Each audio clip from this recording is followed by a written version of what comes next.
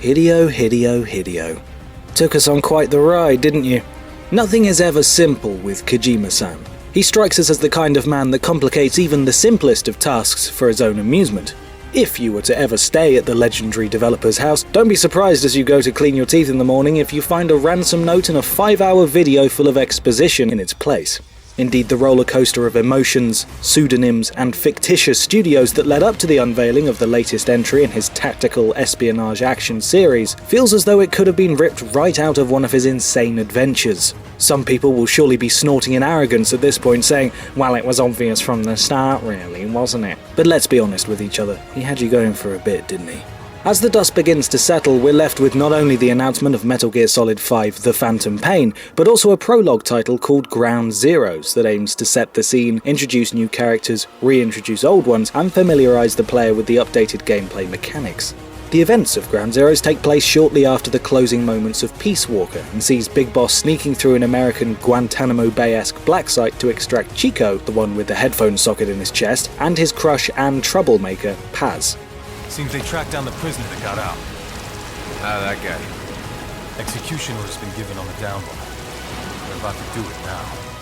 Under the cover of night, Snake begins his mission, and it really is something to behold. Wind and rain lashes against the guards and structures, illuminated by lamps and searchlights. You may have gotten frustrated waiting so long between titles, but dear lord does it look outstanding on PS4. The eye patch-wearing, skin-tight camo suit enthusiast has also undergone a makeover. Crawling, rolling, diving into cover and shooting have never felt as tight and well-designed as they do here.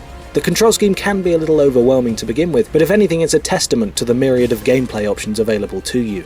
The guards' AI, too, have seen a huge amount of attention paid to them and fit right in with the open-world environment of the base. They patrol, wander up to one another and discuss matters both menial and vitally important, and using your binoculars you can zoom in and snoop on such conversations.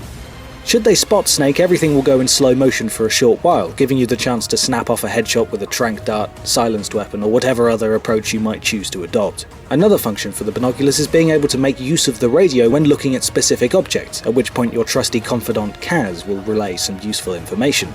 Snake has a few other gadgets handy to help him with his objective, but we'd rather not reveal too much just yet. Needless to say that if The Phantom Pain follows the precedent laid down in Ground Zeroes, then it's going to be a very special game indeed. We may have lost David Hayter as the voice of Snake, but Kiefer Sutherland does an outstanding job as the gravelly voiced killer, in many ways outperforming him.